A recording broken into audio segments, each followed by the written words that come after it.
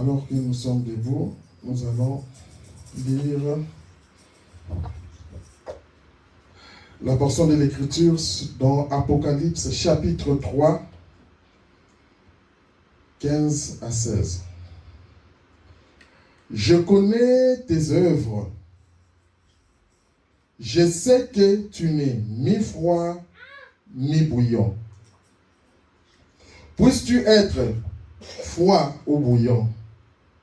Ainsi, parce que tu es tiède et que tu n'es ni froid ni bouillant, je te vomirai de ma bouche. Seigneur Jésus, Dieu Tout-Puissant, Créateur des cieux et de la terre, encore une fois, nous te disons merci Jésus pour les souffles de vie que tu nous as accordés. Seigneur, quand nous pouvons écouter, Seigneur, ta parole, ô Dieu, nous sommes privilégiés.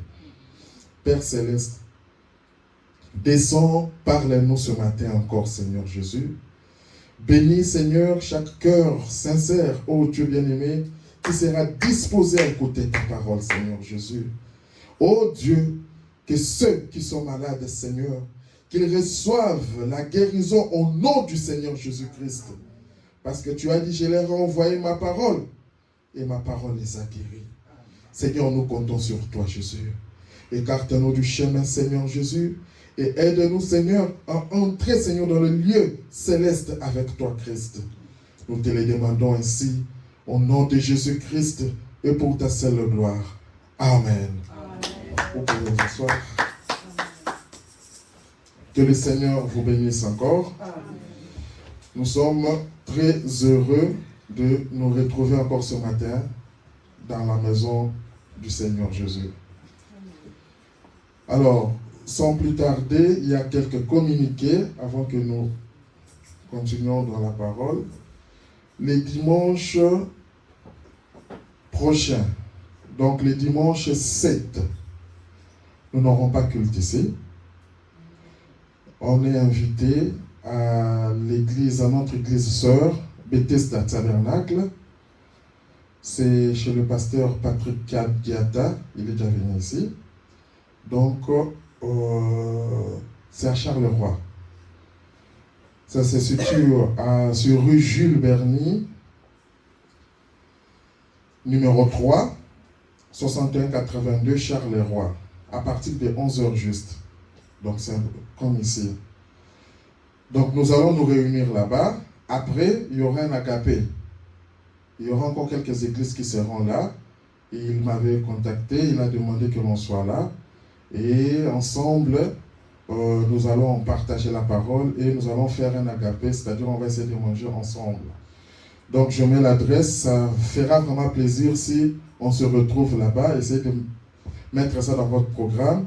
Le dimanche prochain, nous ne serons pas ici, mais nous serons à Charleroi.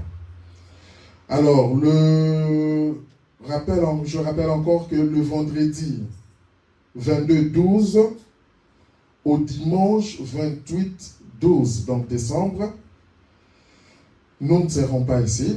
Personnellement, je suis invité encore à Lille. Il y a des réunions de prière qui seront là-bas. Et c'est le pasteur Shadrach de Jubilé Tabernacle qui m'a envoyé cette invitation. Donc, c'est-à-dire que les dimanches 28, nous n'aurons pas culte ici. Vous pourrez suivre en ligne, mais nous n'aurons pas culte ici. Il ne faut pas dépenser les carburants. Et alors, le dernier communiqué, c'est le mercredi 31-12. Donc, à la veille de la bonne année, nous aurons culte ici. C'est un culte spécial. Le mercredi, à partir de 22h. Nous aurons culte, nous aurons notre Sainte Seine. Nous irons de 22h jusqu'à peu près 2h du matin. C'est la nouvelle année. C'est mieux de commencer toujours une année avec Jésus. Donc on sera là, on va faire la Sainte Seine, on va chanter, on va louer le Seigneur. Et puis, on va rentrer à la maison. Comme ça, ceux qui ont de rendez-vous, ceux qui veulent fêter en famille, il n'y a pas de problème, vous pouvez les faire. Mais le mercredi, nous serons ici à partir de 22h. Et les dimanches qui suivent, nous aurons culte. Ça sera aussi un culte spécial. Ça sera un culte d'action de grâce, des remerciements, comme c'est le premier dimanche de l'année 2026. Donc c'est un peu ça pour le communiqué. Que Dieu vous bénisse. Amen. Alors, je vais résumer un tout petit peu par rapport à ce que nous avons vu la fois passée. La fois passée, nous avons parlé de la pensée. Nous avons dit que c'est des dons de l'homme. C'est dans le cœur de l'homme que sortent les mauvaises pensées. Les adultères, les impudicités, le meurtre, le vol, la cupidité, la méchanceté, la fraude, les dérèglements, les regards enviés, la calomnie, l'orgueil, la folie. Tout ça, c'est dans l'homme. Quand l'homme veut faire quelque chose de mal, il commence d'abord par la pensée. Il planifie ça. Nous avons dit que c'était comme le plan de construction d'une maison. Pour sortir, l'homme planifie dans sa pensée, je sortirai pour aller faire ceci. Quand un homme veut aller violer une femme ou quoi, il planifie ça dans sa pensée. Ce sont des mauvaises pensées. Et nous avons vu que, en tant que des enfants de Dieu, Dieu doit placer sa pensée ou ses pensées en nous. Nous devons nous abandonner à Christ. C'est ce que nous avons dit. Nous devons laisser la pensée de Dieu être notre pensée. Parce que quand tu as Dieu, la pensée de Dieu en toi, tu feras ce qui est juste. Tu vas honorer tes parents, tu vas honorer ton mari, tu vas honorer ta femme. Parce que tu as la pensée de Dieu. Quand tu veux faire quelque chose, tu vas regarder par rapport à la pensée de Dieu. Et nous avons dit qu'une pensée exprimée, c'est ce que nous appelons une parole. Tu es là, tu penses, tu dis, je voudrais demander telle chose à mon mari. Tu penses, tant que tu n'as pas encore dit, le mari ne sait rien ou la femme ne sait rien. Quand maintenant tu matérialises cela, tu t'exprimes, écoute chérie, j'ai besoin d'autant ou j'ai besoin d'aller telle place, veux-tu m'accompagner? Cette pensée, tu l'as exprimée. Et c'est ce que nous avons appelé la parole. C'est ça que nous avons appelé la parole. Donc la parole, c'est une pensée exprimée. Et chaque parole de la Bible est la pensée de Dieu sous forme de sémence. Parce que la parole, c'est une sémence. Chaque parole de Dieu, c'est une sémence en nous. C'est quand papa dit à un enfant, ne fais pas ça, ne fais pas ça, ne fais pas ça. Attention, ne marchez pas avec de mauvais amis. C'est par rapport à la parole de Dieu. Et c'est une sémence que l'on est en train d'injecter. Et c'est alors que nous avons dit, quand nous lisons la parole de Dieu chaque fois, c'est une sémence qui est en nous. Ce qui fait que quand je sors, je veux quelque part, je ne fais pas le mal par peur de mon mari, par peur de ma femme, mais c'est à cause de la parole de Dieu. Parce que j'ai la pensée de Dieu en moi. C'est ça que nous voulons au Tabernacle des Ardennes, que chacun ne puisse pas avoir peur de l'autre, mais que chacun puisse se regarder face au miroir de la parole de Dieu. Alors, nous allons lire dans... Je vais reprendre la lecture que nous avons faite dans Apocalypse 3.15. La pensée, nous avons vu, c'est sur Internet, pour plus de précision. Je connais tes œuvres, je sais que tu n'es ni froid ni bouillant.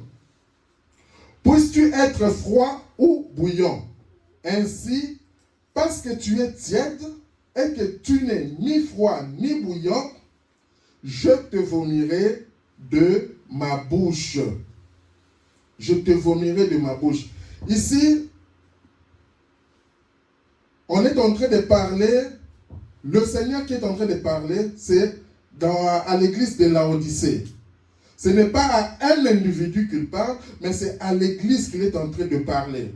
Et quand tu lis au début, il dit que je me tiens à la porte et je frappe. Il est dehors, il frappe. Il dit que celui qui m'ouvrira, j'entrerai et je souperai avec lui. C'est la porte de ton cœur. Le Seigneur est là, il n'est pas dictateur, il frappe. Quant à toi de dire, je vais accepter sa parole, je vais accepter ses pensées. Seigneur, je m'abandonne à toi. Quand je l'accepte, lui, il entre et lui-même, il va te conduire. Ainsi, parce que tu es tiède et tu n'es ni froid ni bouillant, tiède, on te voit comme si tu es un chrétien, or tu ne l'es pas. Dans le milieu des païens, on te retrouve. À l'église, on te voit chaque dimanche, tu viens. Chaque chose qui a trait à la parole de Dieu, tu es là présent. On ne connaît pas ta position, tu es tiède. Et Laodicée, comme tu es tiède comme ça, je te vomirai. Je te vomirai d'où? De ma bouche. Raison pour laquelle ce matin, nous allons parler comme sujet la bouche. La bouche, j'ai dit que c'est un canal utilisé pour prononcer une parole. En fait, c'est une suite logique par rapport au message que je viens d'apporter. Quand tu as une pensée, tu l'exprimes par rapport à la parole. Or, pour parler comme ça, on a besoin de la bouche. Donc, la bouche, c'est un canal par lequel on exprime la parole. La bouche est un moyen par lequel on peut exprimer ce que l'on pense. Tu es là à la maison, tant que tu ne dis rien, moi je ne saurais pas ce que tu penses. Dieu lui sonde le cœur et les reins. Dieu voit nos pensées. Mais moi, en tant qu'humain, j'ai besoin que tu me dises. C'est pourquoi, quand on est dans une famille, il est important, très important de communiquer. C'est très important. Ne dis pas, je pensais que toi tu allais. Tu dis bien, je pensais que. Parle, communique. Chérie, tu vois, je vais faire ceci par rapport à ça. Ne parle pas comme ça, fais ceci. Ah, ok. Non, moi je pense ceci. Vous dialoguez. Que ça ne reste pas au niveau de ta pensée. Parce qu'en dialoguant, tu vas t'exprimer. L'autre, le papa pourra aussi s'exprimer. Ensemble, nous allons trouver un point commun. Et nous allons marcher ensemble. Si toi, tu restes avec ta pensée de ton côté, l'autre reste avec sa pensée de son côté, peut-être que vos pensées sont contradictoires et il y aura des problèmes. Alors, la bouche, c'est l'expression des pensées du cœur. Donc, quand nous nous mettons, nous pensons, c'est dans le cœur et cela s'exprime par la bouche. Quand quelqu'un ne t'aime pas, quand quelqu'un te haït, quand quelqu'un te hait, ça commence du fond de son cœur. Déjà dans son cœur, il t'a déjà détruit, dans son cœur, il t'a déjà tué. C'est comme nous voyons les Américains ou les gens qui font la guerre. En fait, ils font ce qu'on appelle un plan. Quand ils font ces plans-là, dans leur tête, ils savent que ce plan va réussir. On va bombarder les navires qui se situent à telle place. On va bombarder. Ça, c'est au niveau de la pensée. On attend jusqu'au jour où ça sera matérialisé. Ils vont envoyer des missiles et qu'on sort. C'est comme ça, comme l'être humain est façonné. C'est d'abord dans le cœur. Il nourrit soit les mauvaises choses ou les bonnes choses. Quand il nourrit les bonnes choses dans son cœur, nous allons voir que physiquement comme ça, il va commencer à parler des choses bonnes. Comme la Bible le dit dans Matthieu au chapitre 12, verset 34, il dit, « Race de vipères, comment pourriez-vous dire des bonnes choses, méchants comme vous l'êtes ?» C'était le Seigneur qui le disait. « Car c'est de l'abondance du cœur que la bouche parle. » Ça, c'est la parole de Dieu. Et aujourd'hui, nous avons des gens hypocrites. Ils pensent autre chose dans le cœur, mais ils sont là, ils montrent comme s'ils veulent t'aimer, ils te sourient, mais c'est un hypocrite. Il est en train de te tuer dans son cœur, mais quand il te voit, bonjour, shalom, un hypocrite. Nous ne devons pas faire ça. C'est là où Dieu dit, c'est un esprit qui est dans Laodicée, dans l'âge de Laodicée. Devant là, je crois, il y a la statue de l'homme parfait, il y a les 7 âges de l'église. Un jour, on en parlera. Comme nous sommes dans le dernier âge, l'âge de l'église de Laodicée, c'est un esprit qui est lié à l'âge. Et nous, en tant qu'enfants de Dieu, ayant le Saint-Esprit, comme nous sommes des chrétiens, nous devons nous comporter comme des enfants de Dieu. Nous devons sortir de l'âge de Laodicée. Nous devons révéler, refléter Christ. Alors, un cœur qui est rempli de bonté produira des paroles positives. Tellement que dans ton cœur, tu es rempli de bonté, tu produiras des paroles positives. Tandis qu'un cœur qui est rempli de la négativité produira des paroles qui sont nuisibles. Les paroles qui sortent de la bouche d'une personne peuvent soit faire du bien ou soit faire du mal. Nous le voyons dans Jacques, chapitre 3, verset 10. De la même bouche sortent la bénédiction et la malédiction. C'est de la bouche. Il ne faut pas, mes frères, qu'il en soit ainsi. Ça, on parle maintenant aux enfants de Dieu. Mes frères, comment dans ta bouche il sorte que la malédiction et la bénédiction? Non. En tant qu'enfant de Dieu, tu dois fournir un effort que de ta bouche sortent les bénédictions, la parole de Dieu. Lorsqu'on a Christ en nous, la bouche sera utilisée pour bénir, pour louer Dieu, pour rendre témoignage, pour parler des biens des autres. Il y a des gens qui sont spécialistes. Quand ils reçoivent une personne, la première des choses, c'est assassiner l'autre. Et ça prouve la chose qui est dans son cœur. Ah, tu vas aller visiter tel frère, tu vas aller visiter telle famille. Non. Ils sont mauvais. Même si ces personnes ont quelque chose de bien, mais moi, comme je ne les aime pas, je vais essayer de transmettre une mauvaise sémence. Et après, on se dit être un chrétien. Honte à nous, l'esprit de la Odyssée. Ni chaud, ni bouillant, ni froid, je te vomirai. Essayons de rester par rapport à la parole de Dieu. Nous lisons dans Psaume 71, 8. Que ma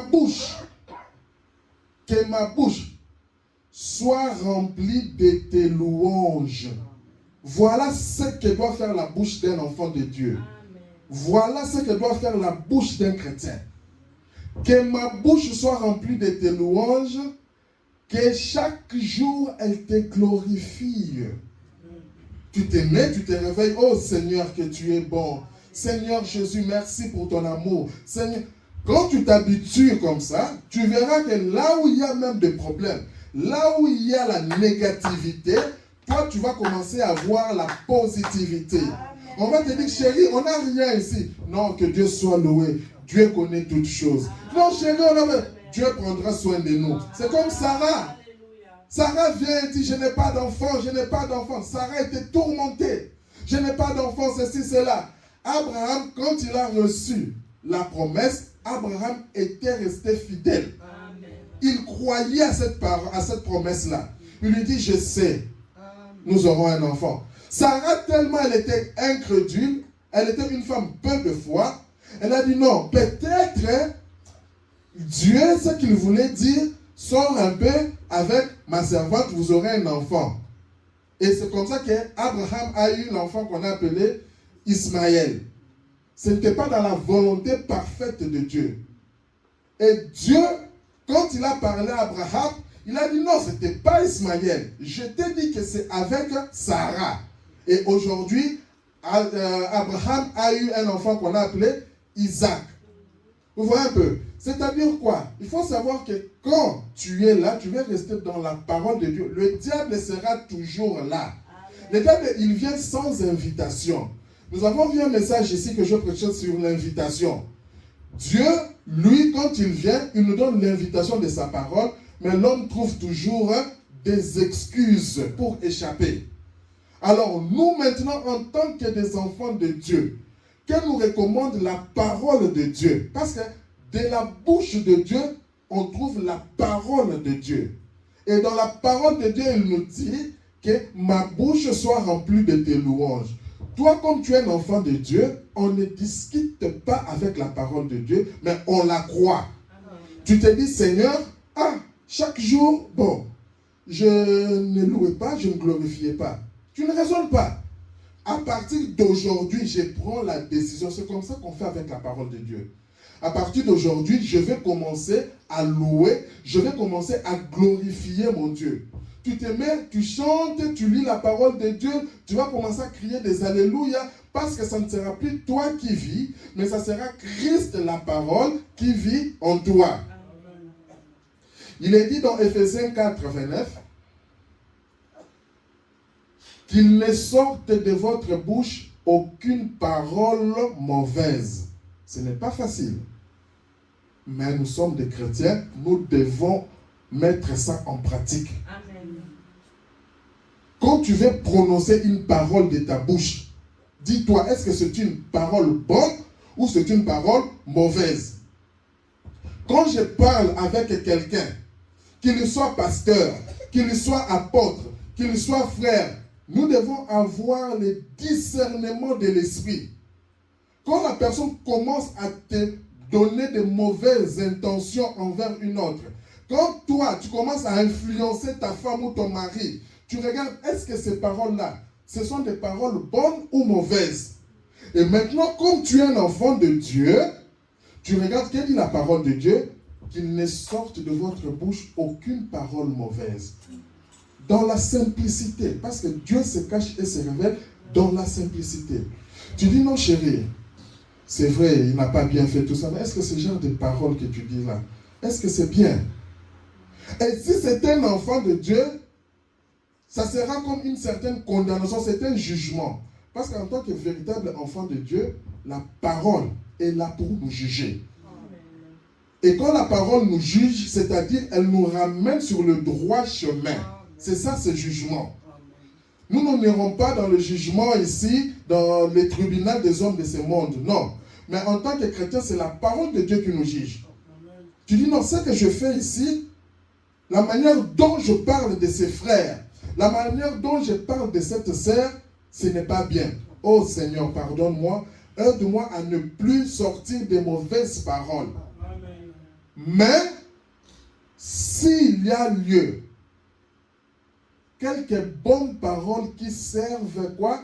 À l'édification et communiquent une grâce à ceux qui l'entendent. Quand toi tu parles là, moi qui t'entends, est-ce que ça m'édifie? C'est pour ça que quand quelqu'un te raconte des mauvaises choses, il commence, stop. Arrête, parce que ça va gâcher ton expérience avec Christ. Quand il commence à te parler mal d'une certaine personne, mal de ceci, ne te mets pas là à continuer à écouter, mais stop. Parce que tu ne vas pas te rendre compte. Tu verras, même si tu étais en bon terme avec cette personne, tu commences à avoir automatiquement des distances. Tout ça, c'est quoi? C'est à cause de la mauvaise influence. Or, en tant que des enfants de Dieu, nous devons être influencés par la parole de Dieu. J'avais dit que rien n'est au-dessus de la parole de Dieu, même pas un pasteur. Rien n'est au-dessus de la parole de Dieu. Tant qu'un pasteur ne reste pas droit dans la parole de Dieu, tu as l'obligation de quitter ce pasteur et trouver un autre pasteur. C'est ça la parole de Dieu. Sinon, quand tu restes là, tu vas mourir sur le banc. Lorsqu'on a le diable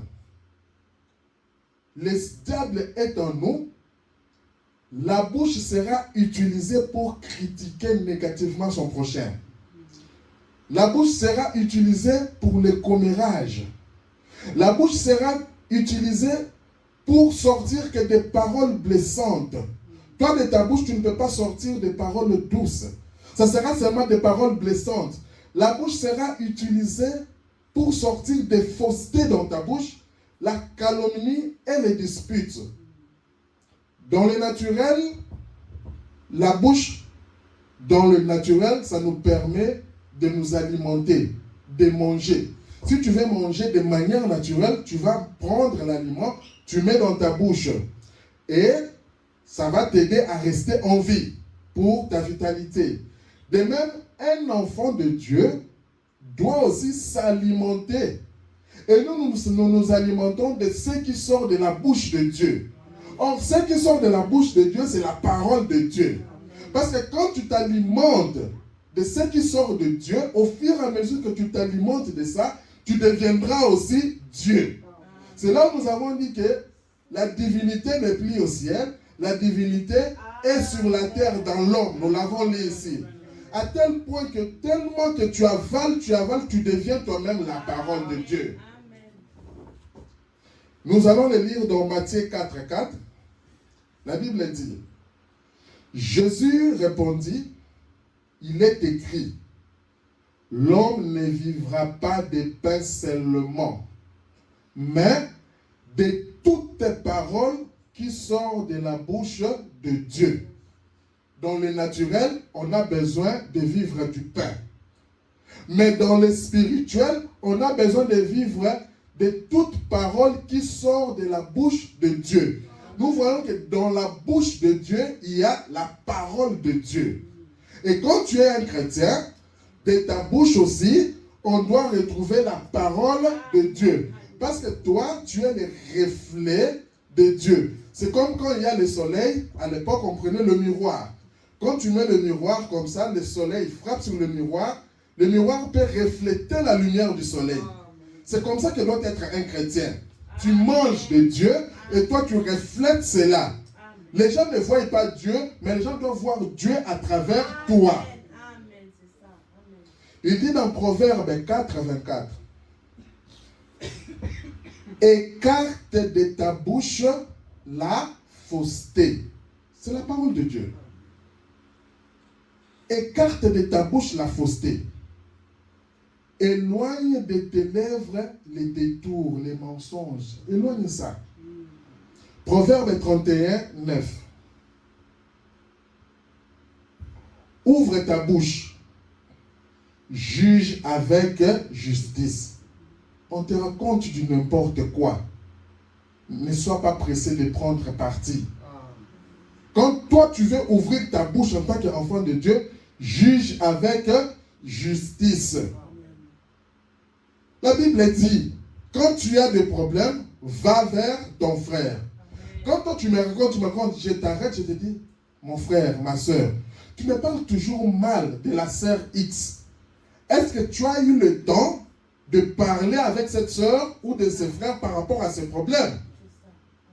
Oh non, lui tu vois, lui j'ai essayé, oh non, non. Arrête. Au lieu de me parler comme ça, tu vas me souiller inutilement. Vas-y. Va parler avec lui. On était quelque part avec des ministres quelque part. On parlait. Et quelqu'un, un de pasteur, s'est mis. Non, tel autre pasteur, voilà ce qu'il fait, voilà ce qu'il fait. Je demandais la parole. J'ai dit, pasteur, vous êtes pasteur. Mais ce que vous faites maintenant, vous nous souillez par rapport aux problèmes même que nous ne connaissons pas. La parole de Dieu dit, va voir ton frère. Comme vous connaissez ces problèmes-là, je préfère que vous arrêtez là. Allez-y voir votre frère, parlez-lui-en. C'était un pasteur, il est resté calme, c'était par rapport à la parole de Dieu. Parce que quand nous sommes des chrétiens, ce n'est pas parce que nous sommes pasteurs que cela nous écarte de la parole. Nous ne sommes pas privilégiés par rapport à ça. Tous nous sommes enfants de Dieu, nous devons vivre la parole de Dieu. Donc, on ne va pas dire parce que je suis pasteur, je commence à faire des histoires qui sont contraires à la parole de Dieu. Non. Parce que moi aussi, je dois lutter pour aller au ciel. Comme toi, tu dois lutter pour aller au ciel, moi aussi, je dois lutter chaque jour par rapport à la parole de Dieu pour aller au ciel. En dehors de ça, Dieu me dit, vas-y, parle à mon peuple, ça, ça, ça. Moi, je viens, je vous montre ce que Dieu dit. Ce que je montre là, ça s'adresse non seulement à vous et à moi-même aussi. Après, je dois rentrer dans ce que nous avons dit. Je dois faire l'inventaire. Je regarde, ma marche chrétienne jusqu'aujourd'hui, c'est comment? Quand je marche avec tel homme, quand je marche avec telle sœur, il m'influence positivement ou négativement. C'est là où la Bible dit que la mauvaise compagnie corrompt les bonnes mœurs. Quand tu vois que telle personne te parle seulement du mal, la meilleure des choses, c'est de couper les liens avec cette personne-là. Tu n'es pas ennemi à cette personne, mais tu coupes les liens. Tu le vois, bonjour, bonjour, c'est fini. Parce que lui, quand on s'est mis à parler avec lui, 5 minutes c'est trop, on doit commencer à critiquer les gens. Et cela détruit mon expérience en tant qu'enfant de Dieu. Ouvre ta bouche, juge avec justice et défends le malheureux et l'indigent. Le malheureux, c'est qui? C'est cette personne-là qu'on est en train de détruire. Essaye de voir, tu sais, pour sauver une personne, essaye de voir quelque chose de bon qui peut être dans cette personne-là. Tu dis, mais cette personne fait ça, fait ça, fait ça. Est-ce que tu lui as déjà parlé? Regarde quand même ça, il a essayé de faire ça de bon. Peut-être il y a encore de la bonté en cette personne-là. Vas-y, essaye. Mais toi, tu n'as même pas encore essayé. Tu es là toujours pour abattre, assassiner. Nous devons changer notre manière d'être en tant que chrétiens. La Bible dit dans Romains 10, 8 à 9, j'aime bien donner les Écritures parce que nous parlons de la parole de Dieu. Que dit-elle donc? La parole est près de toi, dans ta bouche et dans ton cœur. Nous avons vu que c'est de l'abondance du cœur que la bouche parle. Ce verset nous dit que la parole n'est pas loin, elle est toujours près de toi. Elle est dans ta bouche et dans ton cœur. Or, c'est la parole de la foi que nous prêchions. Écoutez, si tu confesses de ta bouche, toi en tant que chrétien, si tu confesses de ta bouche le Seigneur Jésus, et si tu crois dans ton cœur, parce que c'est lié, quand tu confesses de ta bouche et que tu crois dans ton cœur que Dieu l'a ressuscité des morts, tu seras sauvé. Mais tu dois les confesser. Quand on parle de cœur, on parle de la sincérité.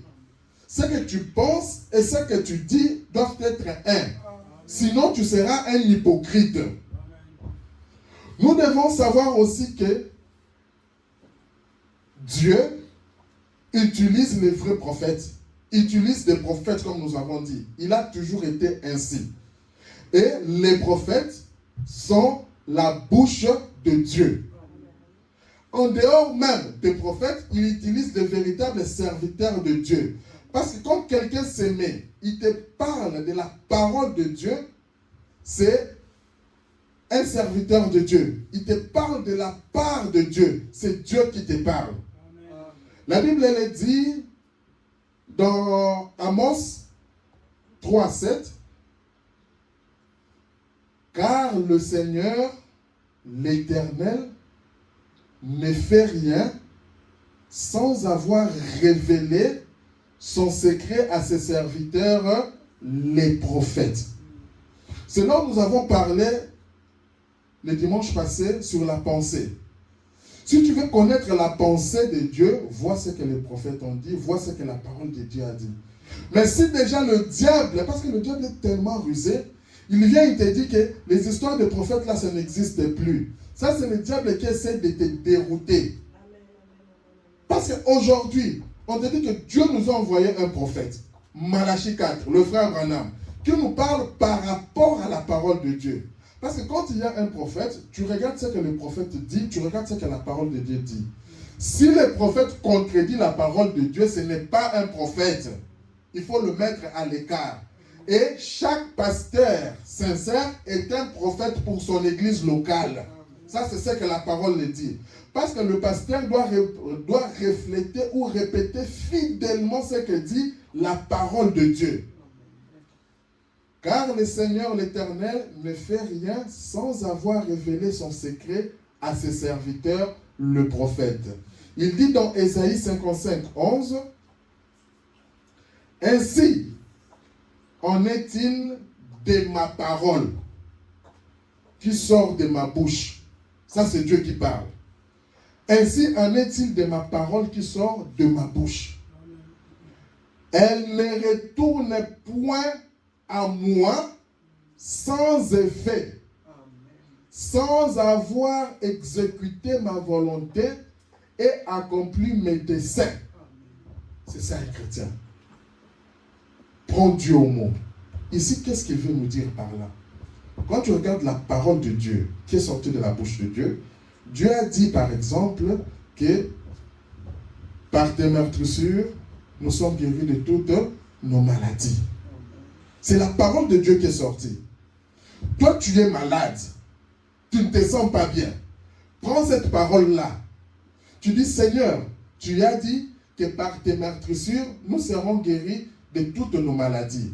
Comme cette parole est sortie et que toi tu l'as acceptée, elle ne peut pas retourner à Dieu sans accomplir le but pour lequel elle est sortie. Et quand toi tu le crois, c'est comme ça que nous avons des cas de miracles, des cas de guérison. Tout dépend de ta foi. La parole qui sort de ma bouche, elle ne retourne point à moi sans effet, sans avoir exécuté ma volonté. Or, la volonté de Dieu, c'est la parole. Nous avons lu la personne qui avait posé la question à Frère Branham. Frère Branham, comment je peux savoir dans ma tête mes pensées? Est-ce que ce sont les pensées de Dieu ou les pensées du diable? Le Frère Branham lui a dit, confronte tes pensées par rapport à la parole de Dieu. Si c'est contraire à la parole de Dieu, ce sont les pensées du diable. Mais si c'est en accord avec la parole de Dieu, ce sont les pensées de Dieu. Alors aujourd'hui, mon frère, ma soeur, est-ce que tu as le temps de lire la parole de Dieu? Parce que comment tu vas confronter ça tant que tu ne lis pas la parole de Dieu? Comment est-ce que tu vas confronter ça tant que tu ne prends pas la décision? Parce que tout commence par cette décision. Es-tu un véritable chrétien? Oui, je suis chrétien. Es-tu baptisé au nom du Seigneur Jésus-Christ dans l'eau? Oui. Oh non, je ne l'ai pas encore fait. Prends ta décision, prends ton baptême. Après, suis les enseignements. Regarde ce que Dieu a dit dans sa parole. Tu te dis, ah oui. La parole de Dieu dit, amène tes enfants à l'église. Ils doivent écouter la parole de Dieu. Mais est-ce que toi tu le fais? Non, tu préfères les laisser au cinéma. Tu préfères les laisser à l'école avec l'instruction de l'école. Nous avons vu la fois passée que l'école, c'est un canal que le diable utilise pour détruire la vie de nos enfants. Alors nous devons faire très attention. Quand nous amenons nos enfants à l'église, ils écoutent la parole de Dieu, nous leur consacrons à Dieu. L'enfant connaît. La Bible dit, enseigne ou apprend à l'enfant le chemin, la voie qu'il doit suivre. Quand il sera grand, il ne s'en détournera point, ou ça ne le quittera jamais. C'est ça la parole de Dieu. Mais quand toi, tu ne veux pas apprendre à tes enfants, que dit la parole de Dieu? Demain, quand tu verras que ces enfants sont devenus des rebelles, ne commence pas à dire, moi je ne sais pas qu'est-ce que j'ai fait à la vie. Non, c'est toi qui n'as pas suivi les conseils de Dieu. Amen. Nous lisons maintenant le frère Branham. Il dit dans l'âge de l'église de Laodicée,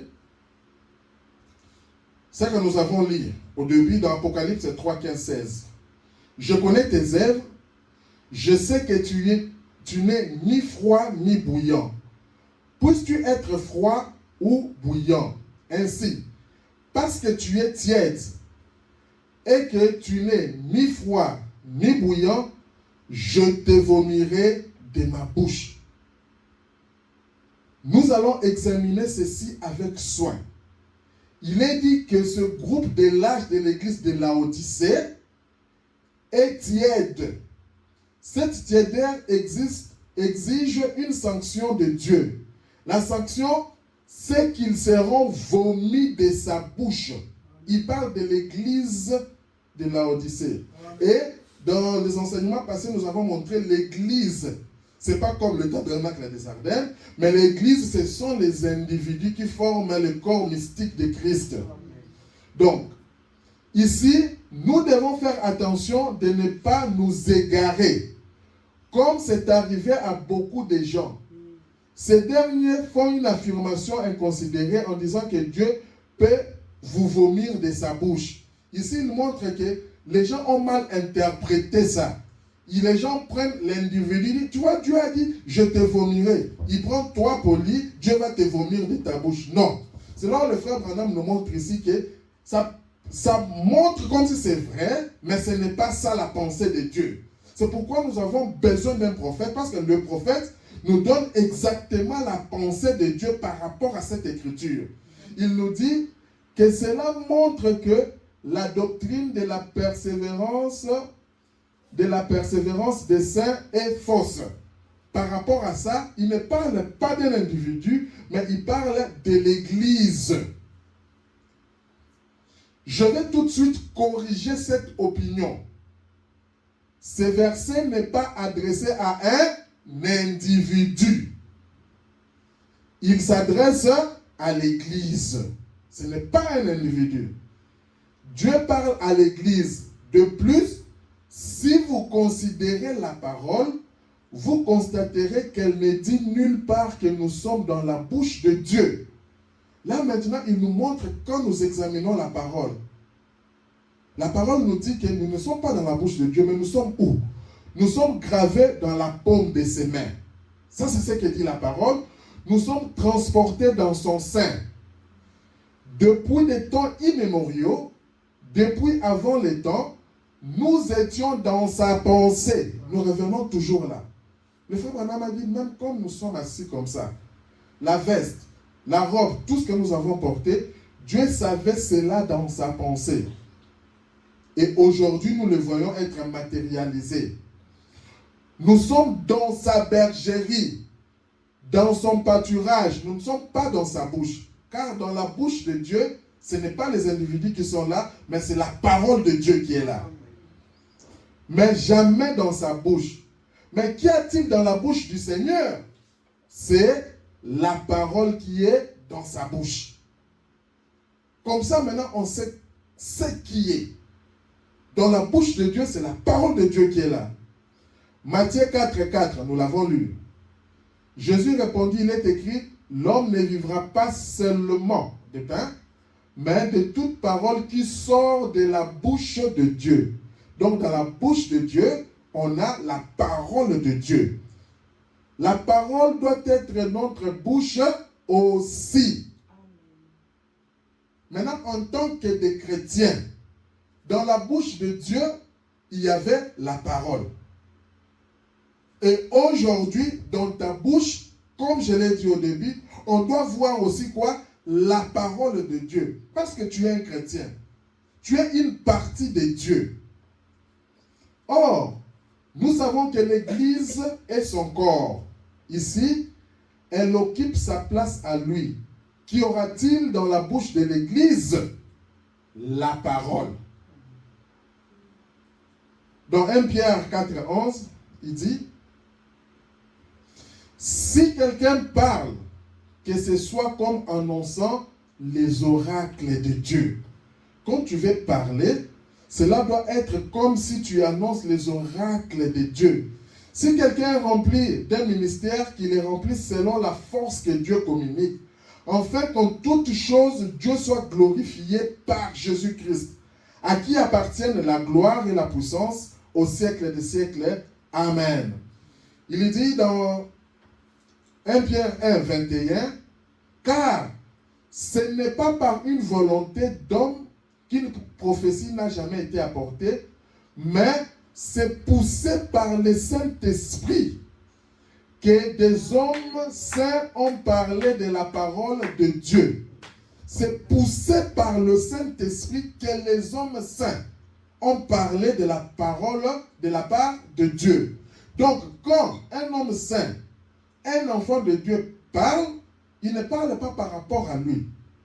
Il parle par rapport à la parole de Dieu. C'est là où je te dis, tu es en train de voler. Je te dis, mon frère, voler, ce n'est pas bien. En fait, ce n'est pas ma parole. Je ne fais que répéter la parole de Dieu. Toi, tu es là, tu nourris toujours des mauvaises pensées. Je te dis, ce n'est pas bien. Je te parle, c'est par rapport à la parole de Dieu. Alors, qu'est-ce qui ne va pas chez ces gens du dernier jour? Ils se sont éloignés de la parole. Ils ne sont plus fervents. Ils sont tièdes à son égard. Et c'est ce que nous remarquons aujourd'hui. Les gens s'éloignent peu à peu de la parole de Dieu. Les gens commencent à amener leur credo comme nous avons vu. Les gens amènent leur interprétation dans la parole de Dieu. Les gens prennent les traditions de leur village. Ils amènent dans la parole de Dieu. Avant que je sorte ici, je demande à toutes les mamans, étalez vos pagnes ici, je dois passer par là. Qu'est-ce que ça a à voir avec la parole de Dieu? Qu'est-ce que ça a à voir avec la parole de Dieu? Et ça devient une tradition logique. Si tu ne fais pas ça, tu penses que tu es en dehors de la parole. Non. Ça, ce sont maintenant nos traditions du village qu'on veut maintenant imposer à l'église. Et ce n'est pas ça. Quand on est un enfant de Dieu, on doit laisser la parole telle qu'elle est. Je vais vous le prouver tout de suite. Les baptistes ont leur credo et leur dogme. Les gens ont créé les credos, ce sont des histoires que les gens ont créées. Comme aujourd'hui, certains pasteurs peuvent dire que non, avant d'entrer, vous devez me porter sur des chaises. Ce sont des credos qu'ils ont créés. Qu'ils fondent sur la parole et qu'ils n'en démordent pas.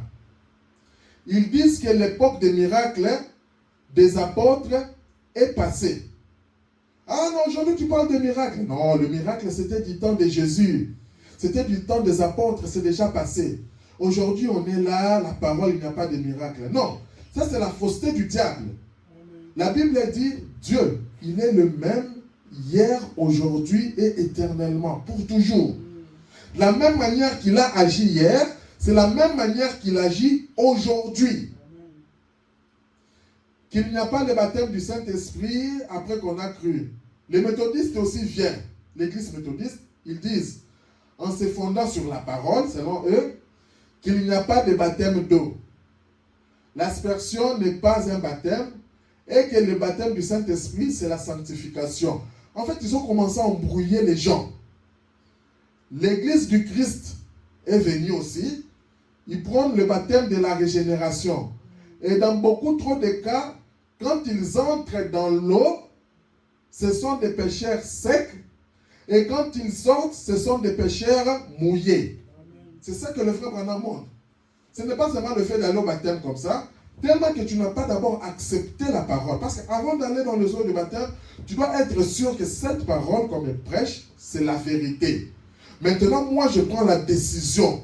Seigneur, parce que cette décision que je prends, c'est un témoignage que je rends devant les hommes. Je ne veux plus me cacher. On me dit, frère, viens, un ami me dit, allons prendre un peu de la bière, allons fumer un peu la cigarette. Je dis, non, moi je suis un chrétien, je ne prends pas ça. Moi je suis un chrétien, je ne fais pas ça.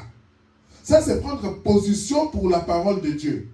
Mais ceux qui veulent se camoufler, qu'on voit des soi-disant croyants, ils peuvent aller dans les eaux de baptême, selon le frère Branham dit, ils entrent comme des pécheurs mouillés, secs, et ils sortent comme des pécheurs mouillés. En fait, ils restent toujours des pécheurs. Et pourtant, ils prétendent que leur doctrine est fondée sur la parole. Parce qu'ils disent que tout ce qu'ils font là, c'est sur la parole. Les autres ils vont voir que pour prêcher, il faut utiliser des mouchoirs blancs. Tu verras un prédicateur ou un pasteur dans son église, il doit toujours avoir un mouchoir blanc qui tienne avec le micro. S'il n'y en a pas, il ne peut pas tenir le micro. Mais tout ça, ce sont la malignité du diable. Ce sont des choses de l'ennemi. Ça n'a rien à voir avec la parole de Dieu. Non, je dois mettre un habit blanc. Quand quelqu'un vient, je souffle. Fire!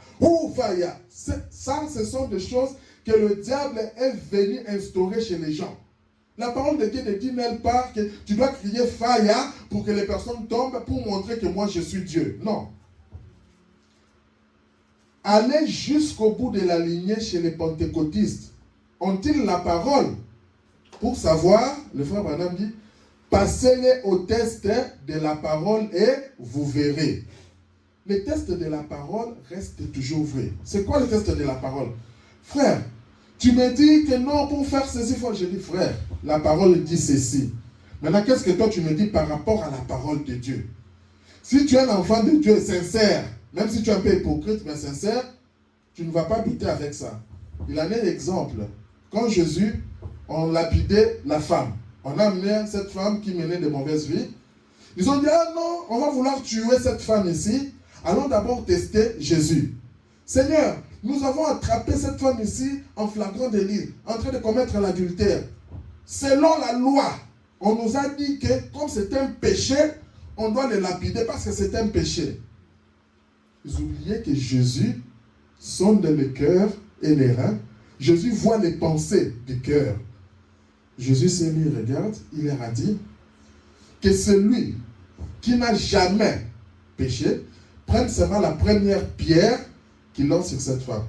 Malgré que les pharisiens là, ils étaient hypocrites, mais en eux-mêmes, ils se disaient, ah, moi hier, bon, la fille là avec qui j'ai parlé, j'avais dit à ma femme que c'était une amie, c'était ma cousine, mais en réalité, c'est ma deuxième bureau. Ah, je rentre. La femme vient et dit, ah, moi là, j'avais dit à mon mari que j'étais allé au supermarché, mais en réalité, j'étais allé voir quelqu'un d'autre. Ah, chacun, en fait, se met au test de la parole. Parce que s'il y a deux personnes qu'on ne peut pas mentir, c'est toi-même, tu ne peux pas te mentir, et tu ne peux pas mentir Dieu. Parce que Dieu connaît ce qui est dans toi. Donc, c'est ça que la parole dit ici. Mettez-les d'abord au test de la parole.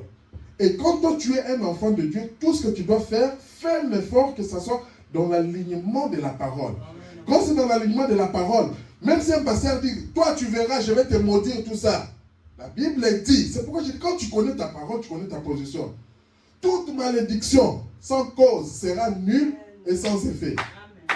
Je lui dis, Seigneur, peu importe tous les hommes, nous avons lu avec vous ici. La Bible a dit, que peut faire un homme devant toi quand toi tu as Christ? Pourquoi tu as peur des hommes? Je prêchais sur la crainte destructrice et la crainte de Dieu. Pour savoir que quand tu as Dieu, tu ne peux pas avoir peur de cette personne. Peu importe, il peut rougir comment, peu importe. Regardez David. Il était là. Les lions venaient, tout ça, dans son pâturage. Mais comme il savait qu'il avait la parole de Dieu, il a pris Dieu au mot, il a détruit les lions et Dieu les formait. Quand il est allé pour Goliath, il arrive, il dit, écoutez l'expérience que moi j'ai fait avec mon Dieu. J'étais là dans les champs, il y a ceci, il y a cela, il y a ceci, il y a cela. Mais comment cet imposteur ici peut commencer à nier la parole de Dieu? Et aujourd'hui, derrière la chair, il y a des pasteurs qui font des compromis avec la parole de Dieu. Et les gens ne disent rien. Les gens ont peur. Les gens sont hypocrites envers eux-mêmes. Mais ils se disent que je suis un enfant de Dieu ou je vais là-bas par peur. Non. Quand tu es un enfant de Dieu est sûr de sa position. Tu es sûr que je vais aller avec Dieu. Même si ce pasteur n'est pas d'accord avec moi, je sors, je pars. Je regarde, Dieu va me conduire parce que je suis un enfant de Dieu. Ils feront presque toujours bon marcher de la parole en échange d'une sensation. Si vous pouvez produire une manifestation comme de l'huile, du sang, des langues et signes, que ce soit dans la parole ou non, que ce soit une interprétation correcte de la parole ou non, la majorité s'y laissera prendre. Mais qu'en est-il de la parole? Les gens peuvent voir seulement quelqu'un fait ah, il a l'esprit de Dieu. Non, ce n'est pas ça. Ce n'est pas ça. La parole est laissée de côté. C'est pourquoi Dieu dit, je m'oppose à vous tous. Je vous vomirai de ma bouche. Maintenant, nous voyons donc que Dieu envoyait ses prophètes. C'était son moyen d'apporter sa parole au peuple. Donc nous avons vu que la parole de Dieu, c'était dans la bouche de Dieu. Ici, nous voyons que Dieu envoie ses prophètes. Donc ces prophètes représentaient la bouche de Dieu. Donc ces prophètes apportaient la parole de Dieu. Ce n'est pas leur propre parole, la parole de Dieu. Par les lèvres de ces prophètes, vous savez Moïse. Si vous désirez les lire, c'est dans Exode chapitre 4, les versets 10 et 12. Moïse a dit que Dieu lui avait parlé. Dieu a parlé à un homme de bouche à oreille. Il a dit, j'ai la bouche embrassée, disait Moïse, je ne suffirai pas à la tâche, je ne peux pas y aller. Là, Dieu nous montre comment est-ce qu'il avait donné sa parole, sa pensée à Moïse. Et nous avons vu la fois passée que Dieu a fait ça à travers les âges. Avec Noé, il avait dit à Noé, il a parlé, il lui a donné sa pensée. Il a dit à Noé, va construire l'arche. Celui qui veut être sauvé doit entrer dans l'arche. Quand Noé est venu, le diable le regarde, il dit, oh, c'est un vieux. Il est vieux, il délire. Comment est-ce que quelqu'un pour être sauvé doit entrer dans l'arche? Et pourtant, Noé était un prophète qui avait la parole de Dieu. Quelques jours plus tard, il y a eu la pluie qu'on appelait le déluge. À ce moment, quand la pluie a commencé à augmenter les niveaux, les gens se sont rendus compte que ce type-là n'était pas un fou, mais il parlait de la parole de Dieu. Et quand il venait, Noé, aide-nous, aide-nous, Noé ne pouvait plus rien parce que la Bible dit que c'était Dieu qui avait fermé la porte. Il ne pouvait plus rien. Et aujourd'hui, l'arche que nous avons, c'est ce message du temps de la fin. C'est la parole de Dieu. Quand tu écoutes et que tu te mets par rapport à ça, tu seras sauvé. Mais si tu écoutes et que tu fais semblant, ah, ce sont des racontars, Ces gens-là, ils cherchent toujours de l'argent, ils font ceci. Un jour, tu vas pleurer comme les gens du temps de Noé. C'est pour ça que quand il en est temps, nous avons lu, la Bible dit, quand tu écoutes ma parole aujourd'hui, n'endurcis pas ton cœur. Qui te dit que quand tu sors d'ici, tu vas arriver là où tu pars? Qui te dit que dans un mois, dans une année, tu seras encore là? Quand Dieu permet que tu écoutes sa parole aujourd'hui, prends ta décision et agis par rapport à cette parole-là. Dans le 6e psaume, le frère Branham dit, souvenez-vous, de la bouche de Christ sort l'épée. Quand nous regardons l'Apocalypse, il était dit que dans sa bouche, quand il parlait, il y avait une épée qui sortait. Et l'épée a des tranchants, était tranchant. L'épée, qui est la parole de Dieu, dévore leurs ennemis. Si quelqu'un leur fait du mal, il faut qu'il soit tué de cette manière. Ça, c'est dans le livre de l'Apocalypse. Or, nous savons que le feu, au chapitre 19 d'Apocalypse, là, celui de la venue de Christ, de sa bouche sortait une épée, qui était la parole. C'était la même chose toujours, qui nous montre que dans la bouche de Dieu, il y a la parole. Dans notre place dans la Bible, on appelle ça l'épée aussi. Quand on parle de l'épée qui sort de la bouche de Dieu, il faut savoir que c'est la parole. Or, maintenant, comment est cette épée?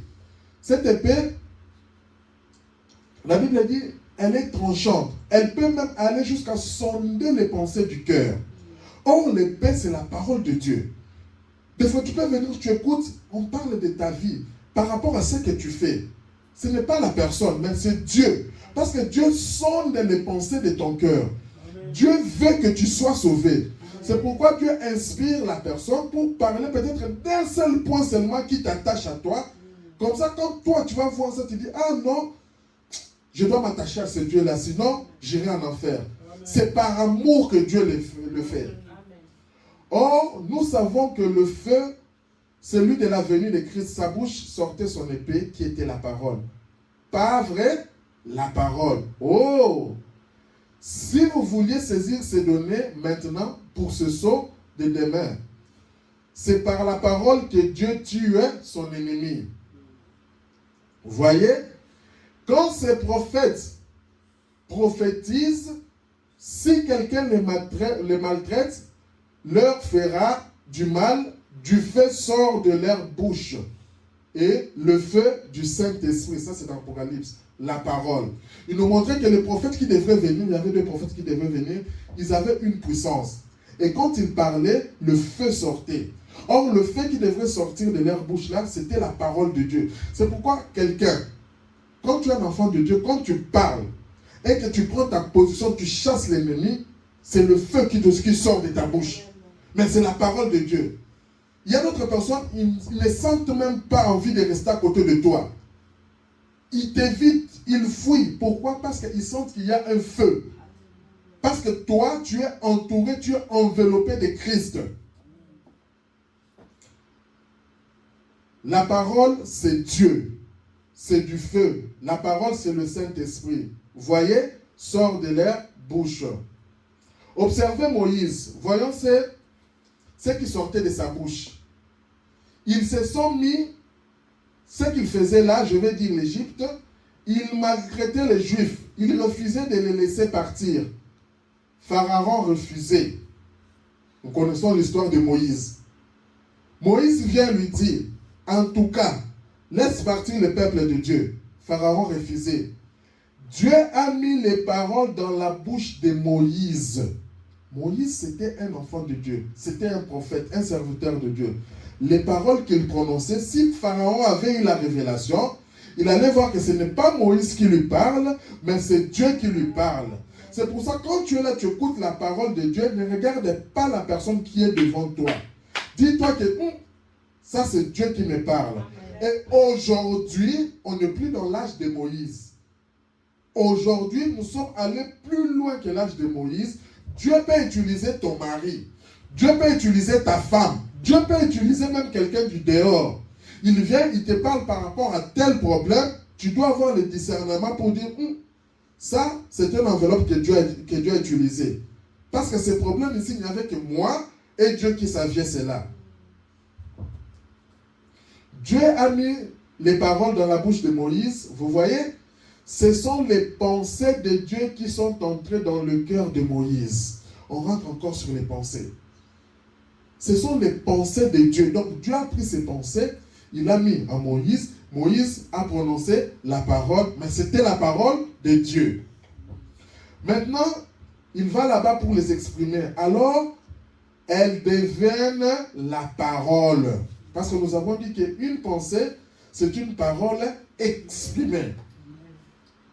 Il a tendu sa main, il a dit qu'il y ait des mouches. Là, c'est Moïse qui disait. Qu'il y ait des mouches, et les mouches sont apparues.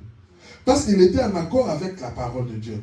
Maintenant, écoutez, la Bible te dit, toi, ça je ne parle pas de Moïse, tout ce que tu demanderas en son nom en priant, toi crois que Dieu te l'a donné et ça va s'accomplir. Là, on ne parle plus de Moïse. Nous avons prêché, rendons Dieu visible. Donc maintenant, toi, quand tu veux quelque chose, dis à Dieu, Seigneur, moi je veux ça, je veux ça, je veux ça. Et crois en cela, Dieu va te le donner. Amen. Dans la vision de Patmos, une épée aiguë à des tranchants, c'est ce que nous avons lu. Qu'est-ce qui sortait de la bouche de cette personne? La parole de Dieu. Nous avons vu que l'épée, c'était la parole de Dieu. C'est une épée aiguë à des tranchants.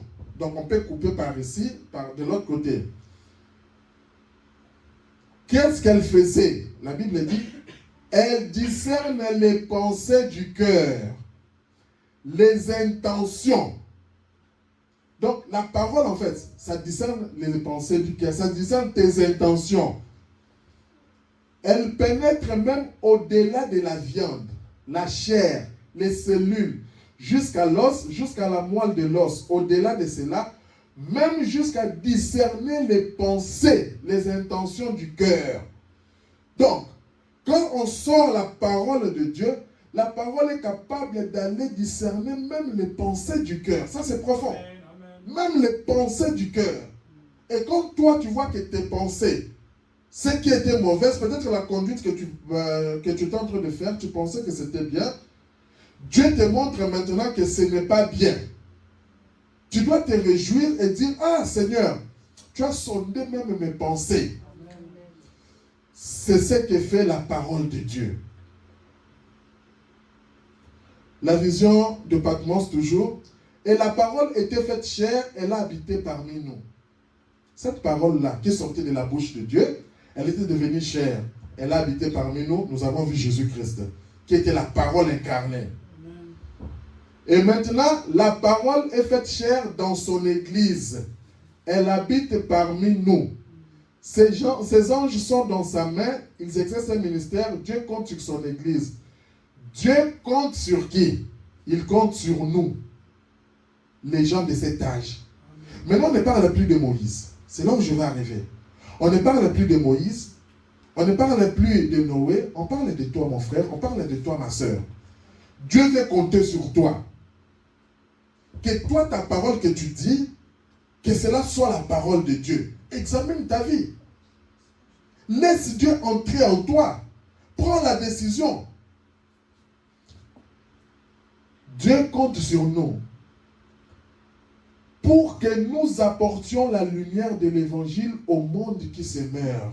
Dieu compte sur toi.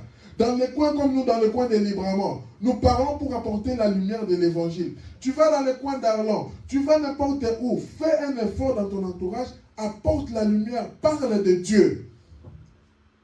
Lié par le paganisme et les traditions, Dieu met ses fardeaux sur moi et sur vous. L'époque ancienne nous avait appris que non, pour quitter ça, on doit faire des kilomètres, je dois aller je ne sais pas où. Non, même là où tu es, Dieu est capable de t'utiliser pour apporter la lumière aux gens. Maintenant, nos pasteurs aujourd'hui veulent nous lier. Indirectement, ils veulent nous lier, veulent nous attacher, que nous suivions seulement là où ils sont. Non. Toi, tu es un enfant de Dieu. Quand Dieu t'inspire, vas-y, tu es un ministre de Dieu. Là où tu es, essaye d'apporter quelque chose au peuple de Dieu. Parce que Dieu, c'est ça que le frère Branham dit.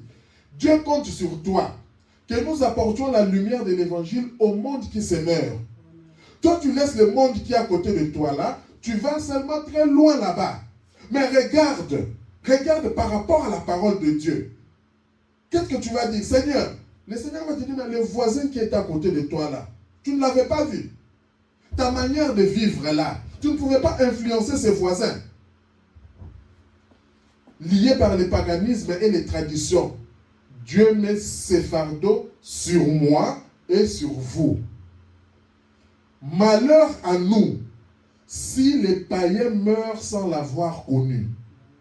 Malheur à nous. C'est très fort.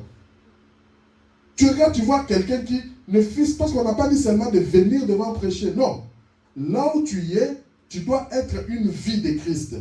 Tu vois quelqu'un qui te dit, je ne sais pas si des fois, entre les amis, on peut se dire, ah mon cher, ma femme là, je vais la dribbler. Mon cher, mon homme là, je vais le dribbler. Surtout au travail. Maintenant, toi, qu'est-ce que tu peux faire par rapport à quelqu'un qui te dit ouvertement comme ça? Tu dis, frère, par rapport à la parole de Dieu, ce que tu fais là, ce n'est pas bien. Qu'il accepte ou qu'il refuse, toi, l'essentiel, prononce, parle à lui. Comme ça sera un problème entre lui et Dieu. Quand Dieu voudra frapper, toi tu diras, Seigneur, moi je l'avais dit. C'est à lui d'accepter ou de refuser. On leur a donné de la lecture, de l'arithmétique et quelques tracts religieux et on fait d'eux une bande de prosélytes. Rien d'autre. Moi, je parle de l'évangile. L'évangile ne consiste pas dans la parole seulement, Paul a dit. L'évangile ne nous a pas été prêché en parole seulement, mais que cette parole a été manifestée. Quand la parole par le Saint-Esprit, la parole est plantée dans un cœur qui a le Saint-Esprit. Elle produit ce que dit qu'elle produirait. Et la parole peut discerner même les pensées du cœur. Il revient encore là-dessus. Elle sort de sa bouche une épée aiguë à des tranchants pour réveiller le païen. C'est ça le rôle de la parole de Dieu. La parole de Dieu n'est pas envoyée pour les gens qui sont déjà sauvés. Quand je suis venu, il a dit, je ne suis pas venu pour les gens qui sont déjà sauvés, je suis venu pour les pécheurs. Et c'est comme ça qu'on doit concevoir la parole. Allez partout, c'est une commission que Dieu a donnée. Prêchez, faites de toutes les nations mes disciples. Quelque chose doit se passer un de ces jours. Oui, la parole de Dieu, son nom était la parole de Dieu. La parole manifestée. Regardez, Jésus a dit, allez par tout le monde, dans Marc 16. Sa dernière salutation à l'église, ou sa dernière commission. Avant qu'il revienne pour se révéler dans l'âge de l'église, il a donné cette commission à l'église. Et je vous ai montré que l'église, quand on met toujours avec E majuscule, c'est le corps mystique de Christ. Nous l'avons lu. Allez partout et prêcher l'évangile à toute la création. Tu as ce devoir-là. Ça, c'est une commission qu'on ne peut pas arracher. Tu as ce devoir-là. Frère, tu veux prêcher comme ça? Est-ce que tu as la commission? Est-ce que tu as la commission? La commission, c'est dans Marc 16. Allez prêcher partout. Quoi? Prêcher l'évangile. Le reste, ça ne t'intéresse pas. Toi, prêche l'évangile. Dieu lui-même viendra confirmer sa parole. Marc 16, prêcher l'évangile à toute la création. Qu'est-ce que c'est? En d'autres termes, il s'agit de démontrer la puissance du Saint-Esprit. Il faut qu'il en soit ainsi. Dans l'Éden de Satan, le Dieu de ce monde aujourd'hui, la personne vénérée dans ce monde aujourd'hui, c'est Satan. Les gens dans l'église, comme j'ai dit, ils amènent maintenant des traditions. Et les gens pensent adorer Dieu, or ils adorent Satan. Mais dans des églises aujourd'hui. Pourquoi? Parce qu'on ne les apporte pas la parole pure. Les gens adorent Satan sans le savoir. Mais Satan qui se fait passer pour l'église, voyez-vous, ils adorent Satan en pensant qu'ils adorent Dieu à travers l'église. Mais c'est la façon dont Satan s'y est pris. Oh, vous dites, mais un instant, mais nous prêchons la parole. Mais ce n'est pas la parole. Les gens, ils sont en train de prêcher Satan. Les gens ont peur de condamner le péché. Les gens, ils voient. Les pasteurs donnent des commérages. Les pasteurs ne vivent pas complètement la parole. Les gens ont peur. Et là, ce n'est plus Dieu qui est là. Ça devient des credos faits de mains d'hommes. Les gens ont percé, je sors de ceci. Et qu'est-ce que va dire mon pasteur? Après, je fais, en fait, les gens, au lieu de voir Dieu, mais on commence à mettre le pasteur, il devient la personne la plus importante. Non, le pasteur a sa place, on le respecte. Mais quand il s'agit de la parole de Dieu, et les pasteurs, et moi, nous sommes soumis à la parole de Dieu. C'est comme ça. Quand je pars, non, je pars voir, je pars faire ceci, je pars parler de la parole de Dieu. Le pasteur te dit, avec quel droit étais-tu parti voir là-bas? Ce même pasteur-là. Si aujourd'hui il te dit que je vais en voyage, écoutez mes frères, je vais pas. Moi, je vous ai dit ici que j'irai en Lille. J'ai demandé à qui la permission pour partir à Lille. Vous comprenez un peu? Maintenant, on veut créer des credos en nous. Mais quand c'est toi maintenant qui parles, je t'appelle, frère, tu es parti à Lille. Est-ce que tu m'avais demandé la permission? On amène maintenant nos traditions à l'intérieur là. Non, ce n'est pas ça la parole. Ce n'est pas ça la parole. Tu es là, tu vas, ce que tu fais, reste fidèle par rapport à la parole de Dieu. Le pasteur est là, il nous apporte la parole de Dieu, on le respecte, c'est bon. Mais quand tu sens en toi, Dieu te demande d'aller parler à telle personne, d'aller faire ceci, d'aller faire cela. Si tu penses que tu es un peu embrouillé, tu veux un éclaircissement, tu peux consulter ton pasteur. Mais si Dieu t'a parlé clairement, vas-y, va faire ceci, vas-y. Si Dieu te dit que non, attends, avant de partir, sois encore affermi. Parce que la parole de Dieu nous le dit. Ceux qui ont été baptisés, ils venaient à l'église pour les enseignements, pour être affermis. Quand tu sens que je suis vraiment affermi, maintenant je peux parler de la part de Dieu. Vas-y, tu es en ordre parfait avec la parole de Dieu. Le discernement de l'esprit. Maintenant, l'esprit de Dieu agissant dans l'homme fait agir l'homme comme Dieu. Quand l'esprit de Dieu agit en toi, c'est Dieu qui agit. Pas étonnant que Jésus ait dit, n'est-il pas écrit, vous êtes de Dieu? Ils appellent Dieu, c'est à qui l'esprit de Dieu. Alors comment pouvez-vous me condamner? Moi, je suis fils de Dieu. Tu veux me condamner pourquoi? Si vous pouviez voir l'Esprit de Dieu dans Moïse, il était Dieu. Quand l'Esprit de Dieu est dans toi, tu deviens Dieu. Tu deviens un ambassadeur de Christ là où tu es. C'est là où nous devons arriver. C'est ça même l'adoption. Tu arrives parce que tu deviens Dieu. Les gens commencent à avoir peur de toi, comme Moïse. Les gens commençaient à avoir peur de lui. Ce n'était pas par rapport à ce petit corps Moïse, mais à cause de la manifestation de Dieu que l'on voyait dans Moïse. Moïse était un Dieu. Joseph était Dieu. Les prophètes étaient de Dieu. La Bible dit qu'ils l'étaient. Ils étaient de Dieu parce qu'ils étaient à tel point abandonnés à l'Esprit de Dieu. Est-ce que toi, tu as le temps de te consacrer? Tu te mets là, tu te dis non, maintenant nous prions un peu. Prenons 30 minutes, prenons 1 heure, restons dans la présence de Dieu. Toi-même, est-ce que tu as l'habitude de rester dans la présence de Dieu? Mais comment veux-tu avoir de progrès avec Dieu? C'est là où je vais vous amener. Comment pourras-tu être la bouche de Dieu quand tu n'as pas ce temps de consécration? Et lorsqu'un homme est à tel point loin de l'Esprit de Dieu, que cela puisse pénétrer profondément sous la 5e côte gauche, ça c'est juste pour insister. Le frère Branham dit, lorsqu'un homme est loin de l'Esprit de Dieu, écoutez, quand il est loin de l'Esprit de Dieu, ses habitudes, ses actions et toutes ces choses-là, c'est Dieu qui agit en lui. Amen. Quand tu es tellement loin de l'Esprit de Dieu, c'est Dieu qui prend le contrôle de ta vie. Amen. Et parfois même, il est mal jugé. Quand tu es attaché à Dieu, parfois les gens te jugent mal. Le frère Branham dit, dans le premier saut, alors que nous allons vers la fin, Christ a été l'épée aiguë. Et regardez bien, elle sort de sa bouche, la parole vivante. C'est-à-dire, la parole de Dieu révélée à ses serviteurs. Par exemple, il a dit à Moïse, va, tiens-toi là, étends ton bâton. Fais venir des mouches. Moïse qui a fait venir des mouches. Il y a eu des mouches, certainement. Tout ce qu'il disait, il le faisait et ça s'accomplissait. Là, c'est Moïse. Sa parole vivante, Dieu et sa parole sont une même personne. Dieu est la parole. Et aujourd'hui, si toi, sur base de cette parole, tu prononces aussi la parole, sache que cela va s'accomplir. Dans le roi rejeté, et Samuel représentait parfaitement le Saint-Esprit aujourd'hui. Le Saint-Esprit, c'est quoi? C'est la bouche de Dieu. Nous avons vu la parole de Dieu, nous avons vu l'épée, nous avons vu le Saint-Esprit, tout ça c'est dans la bouche de Dieu.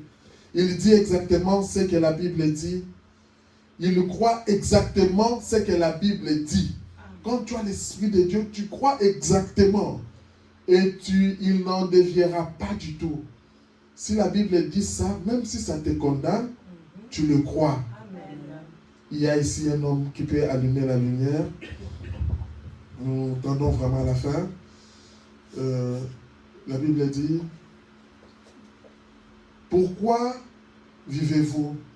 Ça, c'est une question qu'il pose. Pourquoi vivez-vous afin de pouvoir mourir? Quand l'homme vit, après un temps, la personne va mourir. Chacun de vous, pourquoi travaillez-vous? Pour manger. Parce que si tu ne travailles pas, tu ne sauras pas commencer à faire tes provisions. Pourquoi mangez-vous? Pour vivre. Pourquoi vivez-vous? Un jour pour mourir. Mais maintenant, aujourd'hui, on veut changer ça. Pourquoi ne pas vivre pour vivre, au lieu de vivre pour mourir?